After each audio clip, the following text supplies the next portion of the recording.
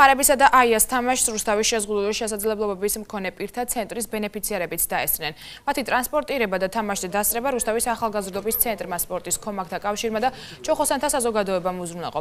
ჩოხოსნებმა ბენეფიციარებს კბილეულიც გადასცეს. შეზღუდული შესაძლებლობების მქონე პირებს სხვადასხვა სპორტულ და კულტურულ ღონისძიებებზე დასწრებას ახალგაზრდობის ცენტრი მომავალშიც უზრუნველყოფს. დიდი მადლობა მინდა გადაუხადო ქალაქის ხელმძღვანელობას და ქალაქის მერს ბატონ დავით ჯიქიას, რამე თუ მან გამოგვიყო მუნიციპალური ტრანსპორტი, დაგვეხმარა ბავშვების ტრანსპორტირებაში.